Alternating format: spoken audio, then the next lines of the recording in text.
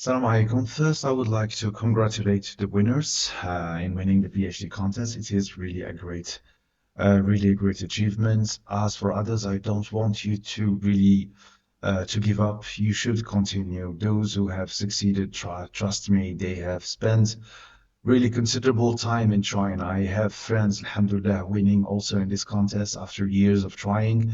So I all wish you good luck and prayers. So today, what are we going to talk about? We are going to talk about introduction. You see, sometimes people send me questions that I wrote an introduction, but why I was not even ranked. So yeah, like I'm ranked like maybe in the 50 or 60s. So it's kind of problematic. You know that you did not good. Of course, when we talk about those who have ranked like among the 10, it means that you really did good and you did great, but maybe just because of it's at the end of competition, someone did better. But in this case, so what is the problem? What should we do? How can we write a very good introduction? In this case, I have always said that a good introduction it should be that introduction that speaks to the examiner, to someone who's reading your paper. It feels that you're really speaking to him or her. Of course, speaking means that you should clearly show that you have understood the question and you know what's the purpose of the question itself. It's not only the question that you're looking, but you are trying to add information to the field of research itself. So today I'm going to take an example of, I think one of the questions was about metacognition and learner autonomy. First, I'm going to share with you this essay and I want you to have a look at it. So here it is.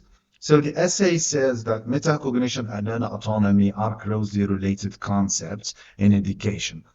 Learner autonomy refers to the ability of students to take charge of their own learning, to make decisions about what they need to learn and how they will go about learning it.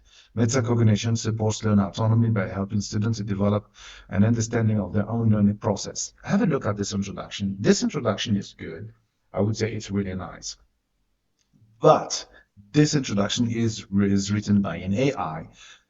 And if you would ask me, I would say it's lacking something. You see, this introduction is really pragmatic. I mean, it's direct to the point, to the extent that it seems boring. And this is one of the problems that students use. Usually, students, when they are asked question, they are very pragmatic and they directly jump and they give definitions at the level of introduction and details. This leads to the another problem, which is that what should I add later when I'm writing? What should I add later? This is one of the things. So how can we avoid this? I always say that a very good introduction should start with like, why are you even asking the question? We know that, for example, it's about metacognition, and on the other hand, we have learner autonomy. So the first question that I should ask myself, is it about learner autonomy or is it about the metacognition idea?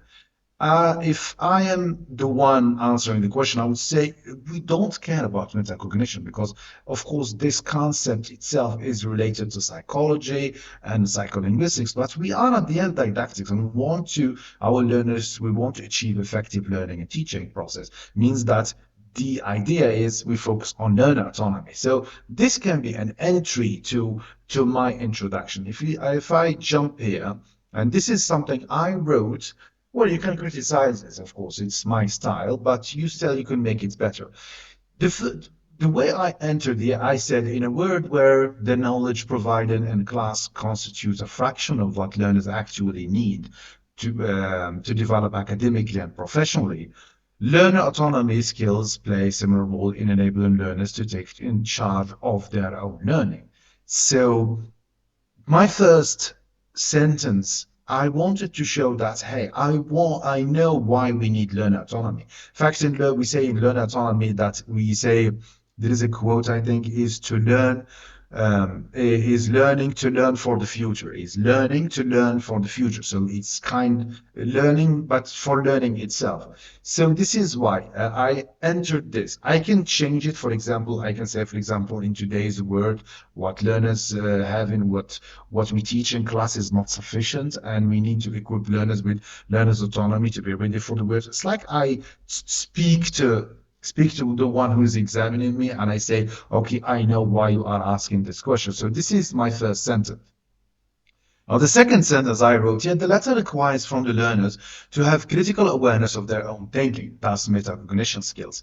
This is usually I do. I don't start with the concept that is in question, but I start with the definition, implying that I know why we need that. I'm not only defining the concept in this case, but I'm also giving you what do we need in real world. So in real world, we need learners to have these critical awareness of this thinking. Of course, you can change this. As you can see, if you take the same paragraph and you change just the concept, nothing is going to change. So, for example, if you are going to say metacognition skills are the skills it's thinking about their own thinking, you can put it there. You can say that the letter requires from the learners to think about their own thinking, or to have control over their own thinking. You can change that sentence. That's metacognition skills. You can even remove metacognition skills, but you are risking that maybe the one who's examining you may think that you don't know what you're talking about. So that's why I put it there. So these skills I'm going to talk. These refers to the process by which a learner monitors, plan, assesses, and understands his or her own performance. You see, now I'm talking, this is another definition of metacognition, because if you want to define metacognition, what is it? It's processes that by which a learner is going to monitor, assess, and understand his or her own learning performance. This is also, I can do another thing. I can switch it. I can say, yes, the letter requires from learners to monitor, plan, and understand their own performance. That's metacognition skills. And then you say these skills mean that learners, they think about their own learning. You see that I can switch it and nothing is going to change. And after, in turn, these skills will be translated into the ability to identify learning goals, identifying learning goals. No, I can change this. This is a mistake. To execute, maybe. Yeah, I can put to have knowledge. To have knowledge. To execute. Yeah, to have knowledge. To execute. To have knowledge. Okay, to have knowledge to execute learning activities. Maybe you can change it. I don't like it there. And to self-evaluate and to understand the purpose of behind learning itself. You can add also the idea of motivation in this regard. You see that this introduction, what I'm going, because many people will ask me, where is the thesis statement? The thesis statement will be around here. This refers to processes by learners monitor, plans, assess, and understand his own. So each one of them, I need to talk about this metacognition skills. We have monitor, plan, assess, and understand his own performance. But however, in turn, these will be translated. وش معناها translated means that these goes with these. So if I say to monitor, it's the same thing like to have goal, to execute, and to have goals. For example, to monitor means to understand. I can link it with it in the same paragraph. So, for example, the ability to monitor means that you need to understand learning, what's behind learning and everything. To plan it means is going to make the objectives, and of course, and execute these plans, and assessing. It's the same as concerning evaluation.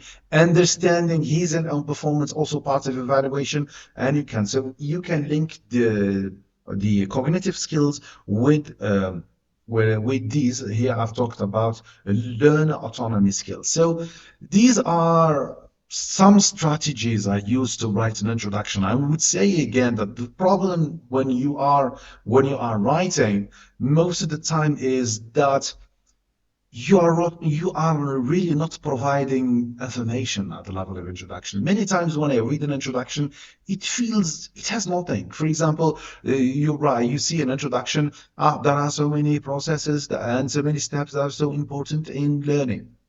You said nothing, gentlemen. Or you find, for example, learner autonomy is very important in education, without which learners cannot progress. Okay, you said nothing.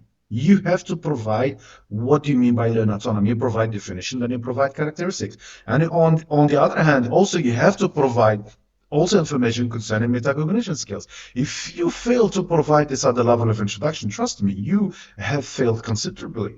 And this is why people are really suffering and say that I'm not answering. So again, I would say you have to make sure that you have information at the level of introduction. Of course, I have written these in haste. Maybe there's something. So please, if other suggestion you would send me, please subscribe.